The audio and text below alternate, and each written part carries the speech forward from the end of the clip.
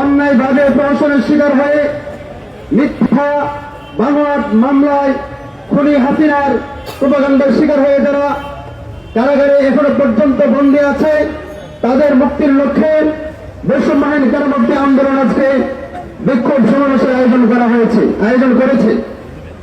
উক্ত সমাবেশের প্রধান অতিথি হিসেবে উপস্থিত আছেন মুফতি আজহারুল ইসলাম, সহকারী মহাসচিব হেফাজত ইসলাম বাংলাদেশ ও সিনিয়র উপদেষ্টা বৈষম্যহীন কারামুক্তি আন্দোলন। আজকের এই বিক্ষোভ সমাবেশে বিশেষ বক্তা হিসেবে উপস্থিত আছেন মুফতি মোহাম্মদ শরীফুল্লাহ, সহকারী প্রচার সম্পাদক হেফাজত ইসলাম বাংলাদেশ ও সিনিয়র উপদেষ্টা বৈষম্যহীন কারামুক্তি আন্দোলন। আজকের এই অনুষ্ঠানের সভাপতিত্ব করবেন মোহাম্মদ শফিকুল ইসলাম, কেন্দ্রীয় প্রধান সমন্বয়ক বৈষম্যহীন কারামুক্তি আন্দোলন। আজকের এই অনুষ্ঠানের সঞ্চালনের দায়িত্ব পালন করবেন মোহাম্মদ সাইফুল ইসলাম, কেন্দ্রীয় সমন্বয়ক বৈষম্যহীন কারামুক্তি আন্দোলন। শহরের সাথী বন্ধুগণ, এই পর্যায়ে আমাদের এই বিক্ষোভ সমাবেশ পবিত্র কোরআন তেলাওয়াতের মাধ্যমে আনুষ্ঠানিকভাবে শুরু হবে ইনশাআল্লাহ।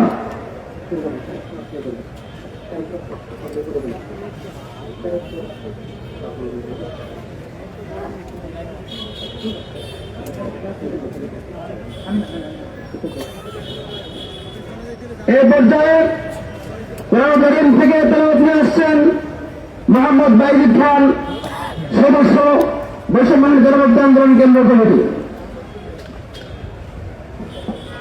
أعوذ بالله من الشيطان الرجيم.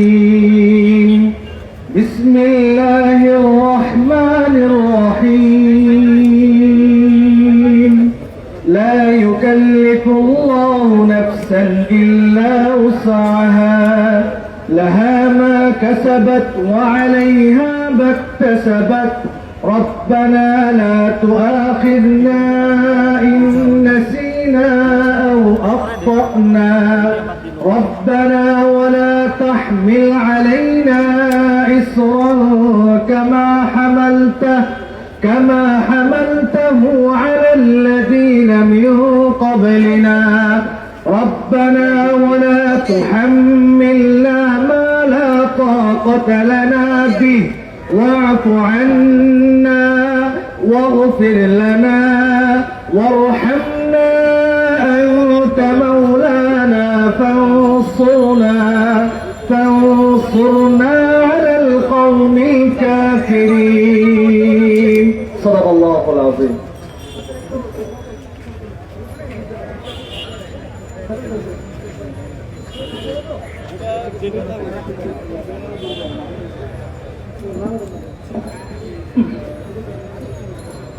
السلام عليكم ورحمة الله وبركاته. أشهد أن لا إله إلا الله وحده لا شريك له وأشهد أن محمدا عبده ورسوله صلى الله عليه وسلم. সংগ্রামী সাথী ও বন্ধুগণ, আমরা আজকে এখানে একটি মহৎ উদ্দেশ্য নিয়ে একত্রিত হয়েছি। আপনারা জেনে থাকবেন, আমাদের আজকের এক অন্যতম উদ্দেশ্য হলো আমরা লেখক ও অ্যাক্টিভিস্ট, এদেশের কথিত রাম বাম এবং শাহবাগীদের জম লেখক শফিউর রহমান ফারাবীর মুক্তির দাবিতে আজকে আমাদের এই অবস্থান ও কর্মসূচি। আমি আজকে শফিউর রহমান ফারাবী ভাইয়ের একটা বক্তব্যের অংশ থেকে আমি আপনাদের সামনে আমার আলোচনাটা শুরু করতে যাচ্ছি। শফিউর রহমান ফারাবী ভাই খুব দুঃখ ভরা মন নিয়ে ব্যথিত হৃদয়ে আমাকে একটা কথা বলেছিলেন, এ দেশে যত অপরাধ সংঘটিত হয় সব অপরাধের কেবলমাত্র মামলা হয় একটা, কিন্তু আমি শফিউর রহমান ফারাবী এতই হতভাগা যে আমার বিরুদ্ধে এক অভিজিৎ রায়ের হত্যা মামলা হয়েছে 3টা। এবার আপনারাই বলুন, এই ধরনের গৃহীত কাজ কি কোনোভাবে আমরা তাওহীদি জনতা মেনে নিতে পারি? আমি আপনাদের সামনে আরো স্পষ্ট করতে চাই, অভিজিৎ রায়ের যে হত্যাকাণ্ড ঘটিত হয়েছে সেখানে শফিউর রহমান ফারাবীর হাত আদতে আছে কি না সেটা আপনারা ইতিমধ্যে আমি আপনাদের সামনে সুস্পষ্ট করব ইনশাআল্লাহ।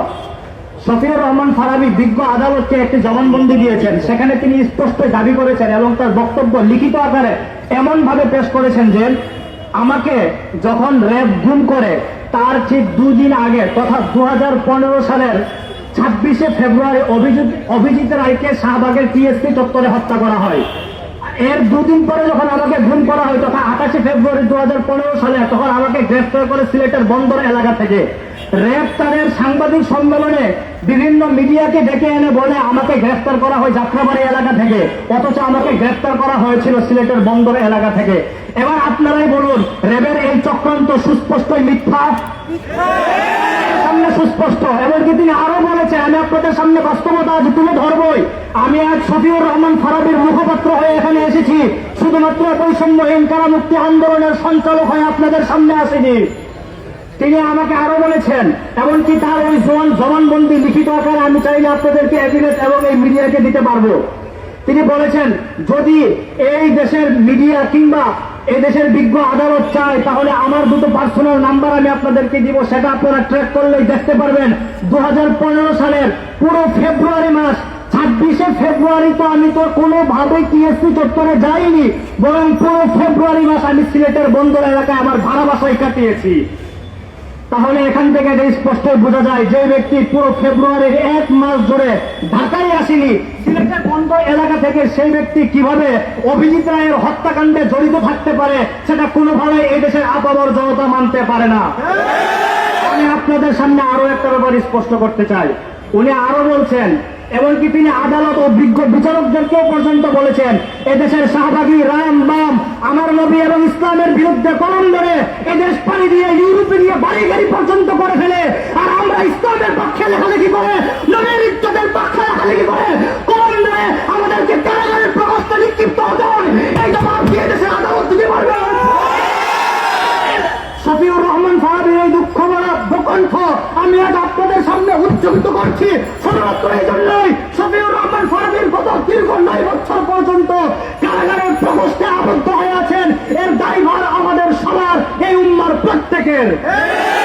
এমনকি এই দায়ভার সবার আগে বর্তমানে হবে এদেশের উলামা জনতা, যারা এখনো পর্যন্ত দীর্ঘ 9 বছর পর্যন্ত শফিউর রহমান ফারাবীর ব্যাপারে মুখে লাগাম টেনে রেখেছে। আমার বহু কষ্ট নিয়ে আমি আজ বলতে যাচ্ছি, এদেশের আলেমদেরকেই বলতে চাই, আপনারা এখনো পর্যন্ত শফিউর রহমান ফারাবীর পক্ষে কথা বলতে পারছেন না। আপনারাও তো কোনো না কোনো কারণে কারাগারে গিয়েছিলেন।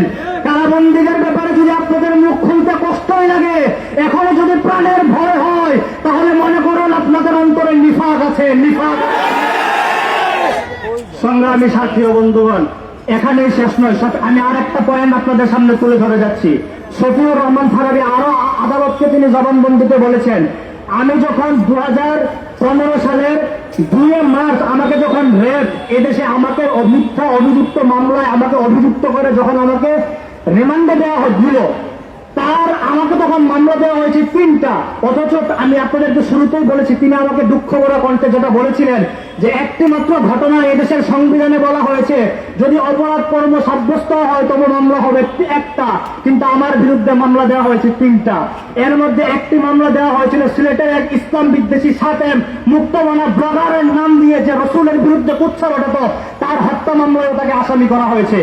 শফিউর রহমান ফারাবী ভাই আমাকে বলেছেন, সাইফুল ইসলাম ভাই আমি খুব কষ্ট পাই, যখন আমাকে এই মামলাটা দেওয়া হলো, আমি তখন রিমান্ডে 2015 সালের 2 মার্চ আমাকে রিমান্ড দেওয়া হয়েছে, আর ওই অনন্ত বিজয় হত্যা মামলা ঘটিত হয়েছে তারও ঠিক 2 মাস 10 দিন পর, তথা 2015 সালের মে মাসের 12 তারিখ। 2 মাস 10 দিন রিমান্ডে ও কারাগারে থাকবার পর কারাগার থেকে বেরিয়ে এসে সিলেটে গিয়ে আমি কিভাবে হত্যাকাণ্ড ঘটাতে পারি, এটা তো আমার বিবেকে ধরে না, আপনাদের বিবেকে কিভাবে ধরলো? আপনারা উত্তর দিতে পারবেন? সংগ্রামী সাথী ও বন্ধুগণ, আমি আমার বক্তব্য আর বাড়াতে চাই না। এই পর্যায়ে আমাদের সামনে বক্তব্য নিয়ে আসছেন, আমাদের সামনে সূচনা বক্তব্য রাখবেন মাওলানা মোহাম্মদ ইসহাক খান। এই পর্যায়ে আমাদের সামনে সূচনা বক্তব্য রাখবেন মাওলানা মোহাম্মদ ইসহাক খান, লেখক, গবেষক, প্রকাশক ও উপদেষ্টা, বৈষম্যহীন কারামুক্তি আন্দোলন। আসসালামু আলাইকুম ওয়া রাহমাতুল্লাহি ওয়া বারাকাতুহু। আলহামদুলিল্লাহ, প্রত্যেকটার জবাব দিত আমাদের সাথে এই ফারাবী। আমার ভাইরা, আমরা সেই ব্লগ জগৎ থেকে এই অনলাইন দেখে এসেছি, এই আওয়ামী খুনি শেখ হাসিনা এবং ইসলাম বিদ্বেষী শক্তি সামহাইন ব্লগের মাধ্যমে মুক্ত মনোবলের মাধ্যমে এবং বামপন্থী নাস্তিকদের মাধ্যমে তাদের ক্ষমতাকে পাকামুক্ত করার চেষ্টা করেছিল, ঠিক কিনা? কিন্তু এই ফারাবি বলেছিল এই শেখ হাসিনাকে আল্লাহ তাআলা অবশ্যই ধ্বংস করবেন। আমরা সেই ধ্বংস দেখতে পেরেছি কিনা? আমার ভাইরা, আমার সাথে ফারাবির অনেকবার সাক্ষাৎ হয়েছে। সর্বশেষ একটা ঘটনা বলে আমার কথা শেষ করব। এই ফারাবি যখন হেফাজতের উত্থান ঘটলো সেই 2013 সালে মে মাসের পরে, আমরা তখন চিন্তা পড়ে গেলাম। প্রতিদিন হাটহাজারী মাদ্রাসায় বিভিন্ন লোকজন যাতায়াত করছে। আমরা তখন চিন্তা করলাম হাটহাজারী মাদ্রাসায় গেটের মধ্যে 2টা মেটাল ডিটেক্টর আমরা সেট করব।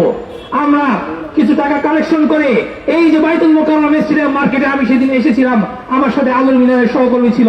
আমরা মেটাল ডিটেক্টর কিনতে এসেছি, হঠাৎ করে এখানে ফারাবির সাথে দেখা। সে হয়তো কোথাও থেকে এসেছে বা সিলেটে যাবে। সে জিজ্ঞেস করলো, ভাই এখানে কি জন্য আসছেন? বললাম আমরা আজকে হাটহাজারী যাবো। আহমদ শফি রহমতুল্লাহি আলাইহি তিনি তখন জীবিত ছিলেন, তার কাছে আমরা 2টা মেটাল ডিটেক্টর ক্যামেরা দিব, যেন হাটহাজারী মানুষের গেটে কেউ ঢুকলে তাকে যেন চেক করা যায়। তখন ফারাবি বললো, আপনাদের কি কোনো টাকা পয়সা দরকার আছে কিনা? আমরা বললাম যে আমাদের মোটামুটি হয়ে গেছে, তারপর আপনি চাইলে শরীক হতে পারেন। তৎক্ষণাৎ এই ফারাবি তার পকেট থেকে কয়েক হাজার টাকা বের করে আমাকে দিয়েছিল এবং বলেছিল আপনি অন্য টাকার সাথে এই টাকাকেও শরীক করে নেন, যেন হেফাজত ইসলামের আন্দোলন এবং হাটহাজারী মাদ্রাসার সাথে তার নিরাপত্তার সাথে আমাদের এই অল্প টাকাও শরীক হয়ে যায়। বলেন সুবহানাল্লাহ। এই ফারাবিকে আজকে যদি হেফাজত ইসলাম ভুলে যায়, এই ফারাবির সাথে যারা জেল খেলেছে, আমি আমার উস্তাদ আল্লামা মামুনুল হক সাহেবের দিকে লক্ষ্য করে বলবো, আপনি ফারাবিকে জেলখানায় দেখে এসেছেন। আজকে ফারাবির পক্ষে আপনারা আওয়াজ তুলুন। 11 বছর পর্যন্ত একটা মানুষ অন্ধকার সিরায়ের মধ্যে দিন কাটাচ্ছে। আজকে যদি আপনাদেরকে ভুলে যান, এটা হবে বিশ্বাসঘাতকতা, মুনাফিকি। আমার ভাইরা, আলোচনা দীর্ঘায়িত করার সুযোগ নেই। আমি আজকে শুধুমাত্র এই গণজমায়েতের কাছে দাবি তুলব, হে আমার ভাইরা, যারা আমাদের দূর দিয়ে আওয়ামী লীগের সেই কুখ্যাত দিনগুলোতে ইসলামের পক্ষে সৈনিক ছিল, রাসূলের হাদিসের উপর যারা আমল করেছে, মুশরিকদের বিরুদ্ধে, আল্লাহর রাসূলকে গালিগালাজের বিরুদ্ধে যারা অনলাইনে অফলাইনে পরিষ্কার ভাবে তারা তাদের সর্বশক্তি বিনিয়োগ করেছে, তাদের জন্য আমাদের কিছু করণীয় আছে কিনা? যদি আজকে আমরা এই ভাইদেরকে জেলখানা থেকে মুক্ত করতে না পারি, আল্লাহর কসম কিয়ামতের ময়দানে আল্লাহ রাসূলের সামনে আমরা কেউ মুখ দেখাতে পারবো না। আল্লাহ রাসূল যদি বলেন আমার ইজ্জতের জন্য যেই ফারাবি লেখালেখি করার কারণে জেলে গিয়েছিল, তোমরা জেলের বাইরে থেকে তার জন্য কি করেছো আমাদের কোনো জবাব থাকবে না। ডক্টর ইউনূসের সরকারের কাছে পরিষ্কার হয়ে বলে দিতে চাই, ডক্টর ইউনূস সাহেব, আপনি অনেক বয়স হয়ে গিয়েছে, 2 দিন আগে পরে আপনি অবশ্যই একদিন না একদিন মৃত্যুবরণ করতে হবে। আল্লাহ এবং তার রাসূলের সামনে আপনাকে দাঁড়াতে হবে। সেই ভয় থেকে যেই সকল মাজলুম ইসলামিক লেবাস পোশাকের কারণে, মিথ্যা জঙ্গি মামলার কারণে কাশিমপুর কারাগারগুলোতে যারা বন্দী হয়ে আছে, তাদেরকে অনতিবিলম্বে সকলকে মুক্তি দেওয়ার ব্যবস্থা করতে হবে।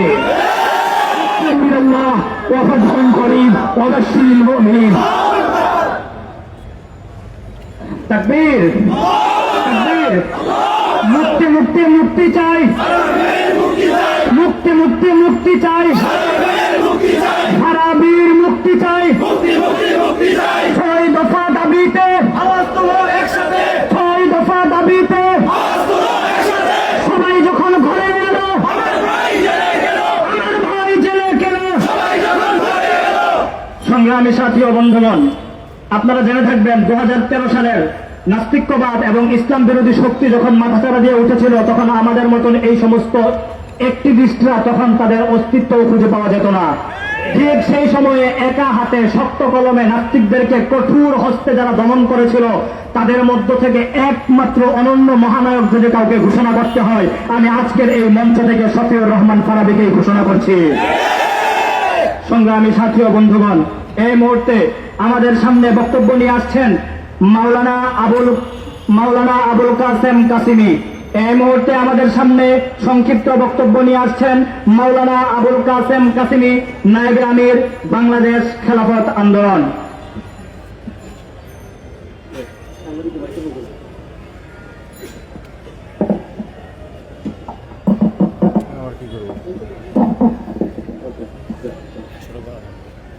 আসসালামু আলাইকুম ওয়া রাহমাতুল্লাহি ওয়া বারাকাতুহু নাহমাদুহু ওয়া নুসাল্লি আলা রাসূলিহিল কারীম আম্মা বা'দ সংগ্রামী সাথী বন্ধুরা আমার কথা দীর্ঘায়িত না করে সংক্ষিপ্ত করে আমি বলছি এই নতুন বাংলাদেশ গড়ার আন্দোলনের মধ্যে উলামা কেরামের ভূমিকা ছিল সবচেয়ে বেশি আজ উলামা কেরাম সবচেয়ে বেশি নির্যাতিত হচ্ছে সংগ্রামী সাথী বন্ধুরা আমার এই লেডি ফেরাউন শেখ হাসিনা 15টি বছর আলেম ওলামাদেরকে জঙ্গি নাটক করে জেলখানায় পুরে পেয়েছে কিন্তু তাদের পক্ষে পুরো দল করার সাহস পায়নি আমি বর্তমান অন্তর্বর্তী সরকারকে বলবো যে সমস্ত ওলামায়ে কেরামকে শেখ হাসিনা জঙ্গি নাটক করে কারাগারে ঢুকেছে অবিলম্বে তাদেরকে মুক্তির ব্যবস্থা করুন আর যদি মুক্তির ব্যবস্থা না করা হয়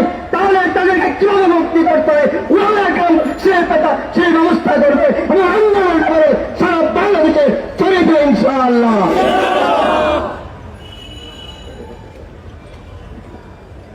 সম্মানিত উপস্থিতি, আপনাদেরকে ছোট্ট একটা বিষয় অবগত করি। হাসিনা রেজিমে অনন্য সহায়ক ছিল র্যাব, যারা নাকি প্রতিনিয়ত জঙ্গি জুজুর ভয় আমাদেরকে দেখাতো এবং জঙ্গি নাটক সাজাতো। একটা ব্যাপার সুস্পষ্ট করি, কিছুদিন আগে সাদ নামক একটা ছেলেকে তার মায়ের খুনি বানিয়েছিল এই র্যাব। এখান থেকে এটা আমাদের সামনে আবারও প্রতীয়মান হয়েছে এই র্যাব প্রতিনিয়ত আজ অব্দি অদ্যবধি এমনকি ভবিষ্যৎকাল পর্যন্ত এরা এই জঙ্গির নাটক সাজাতেই থাকবে। সুতরাং অচিরে এই র্যাবকে আমরা সতর্কবাণী শোনাতে চাই। হাসিনা রেজিমের এই ধারাবাহিকতা আপনারা আজ অব্দি আর বহাল রাখবেন না, নয়তো আপনাদের পরিণতিও হাসিনার মতো আছে। সংগ্রামী সাথী ও বন্ধুগণ, তবে র্যাবকে আমি একটা বিষয় অবশ্যই বলতে চাইব, প্রশাসনিক এই বাহিনীটাকে আমি যে ব্যাপারটা বলতে চাই যে আপনারা জঙ্গি নাটক সাজান ঠিক আছে, কিন্তু স্ক্রিপ্ট তো দুর্বল থাকে কেন? সাধারণ মানুষ কেন বুঝে ফেলে যে আপনাদের এগুলো নিতান্তই নাটক? সংগ্রামী সাথী ও বন্ধুগণ, এই মুহূর্তে আপনাদের সামনে বক্তব্য নিয়ে আসবেন বৈষম্যহীন কারামুক্তি আন্দোলনের কেন্দ্রীয় ও প্রধানতম সমন্বয়ক মুফতি শফিকুল ইসলাম আব্দুল্লাহ। এই মুহূর্তে আপনাদের সামনে বক্তব্য নিয়ে আসছেন বৈষম্যহীন কারামুক্তি আন্দোলনের কেন্দ্রীয় ও প্রধানতম সমন্বয়ক মুফতি শফিকুল ইসলাম আব্দুল্লাহ।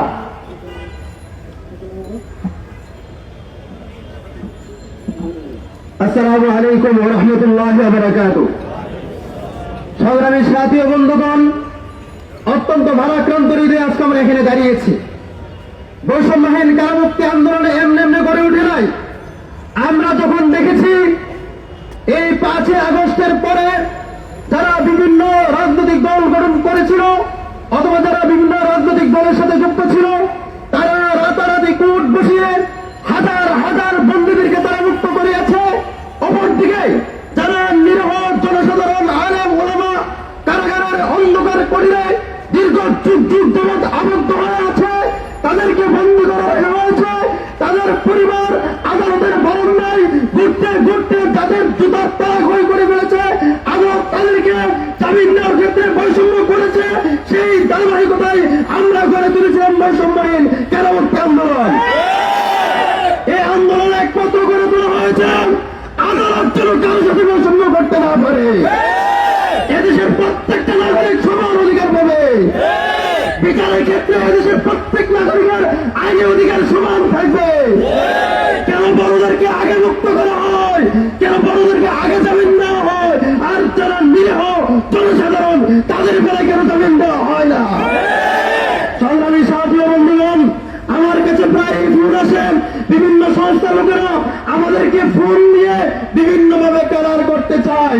আমি আজকে এই জাতীয় প্রেক্ষাপটে বাইতুল মুকাররমের উত্তর গেট থেকে দায়িত্বহীন কর্মী ঘোষণা করছে। বৈষম্যহীন কারামুক্তি আন্দোলন একটি অরাজনৈতিক মানবাধিকার ও সেবামূলক সংগঠন, তাকে বিভিন্ন খাতে ট্যাগ লাগানোর কোনো সুযোগ নয়।